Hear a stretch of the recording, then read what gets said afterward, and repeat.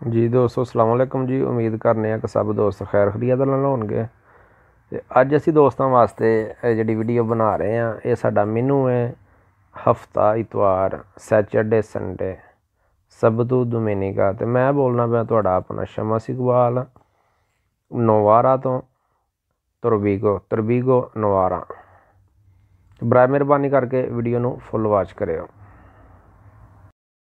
Subscribe now and press the bell icon. Never miss an update. तो जी दोस्तों चलने अपनी वीडियो की तरफ। तो हर वीडियो दे विच हर फ्राइडे वाले दिन यानी कि जुम्मतुल मुबारक वाले दिन असी वीडियो अपनी अपलोड करने आ। तो उहदे विच साडी मुकम्मल तफसील हुंदी है कि हफ्ते इतवार दा साडा मेनू की है।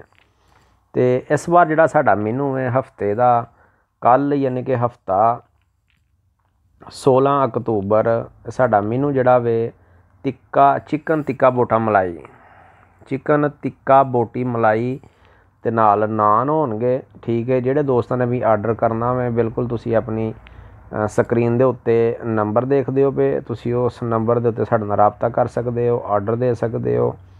ते इतवार वाले दिन जिहड़ा वे संडे वाले दिन जिहड़ा साडा मेनू है उहदे विच पाए मिलणगे, निहारी मिलेगी ते नाल नान मिलणगे।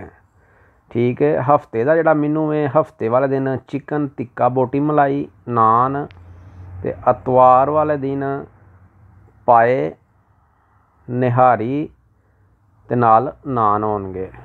ठीक है, तो दोस्तां अगे असी दोबारा गुजारिश करने रिक्वेस्ट करने कि जिहड़े दोस्त साडे चैनल ते नवे आ रहे हैं बराए मेहरबानी करके साडे चैनल नू सबसक्राइब करो, लाइक करो और दोस्तों के नाल शेयर भी करो। तो ये जिहड़ा तुहानूं फूड मिलेगा बिल्कुल देसी खाना है, देसी मसालियां दे नाल बनिया होया। ठीक है, देसी मसाले दे विच टोटल देसी मसाले पाए दे ने ते अच्छी क्वालिटी दा हाउस कुकिंग है, घर दे विच कुकिंग असीं करने आ। ठीक है, तो जितने भी दोस्त ने जिहड़े ऑलरेडी जिहड़े आर्डर कर चुके ने, जिहड़े दोस्त मंगवा रहे ने उन्हां दा बहुत ज़्यादा असीं थैंक यू करने, शुक्रिया अदा करने आ। ते उन्हां बहुत ज़्यादा साड़ियां जिहड़ियां चीज़ां ने, जिहड़ी साडी कुकिंग है उन्हां पसंद कीती है बड़े अच्छे तरीके दे नाल। असीं उन्हां दा दोबारा शुक्रिया अदा करने आ। ते जिहड़ा साडा हफ्ते दा मेनू है 16 अक्तूबर हफ्ता वे जिहड़ा साडी चिकन टिक्का बोटी मलाई नाल नान होणगे।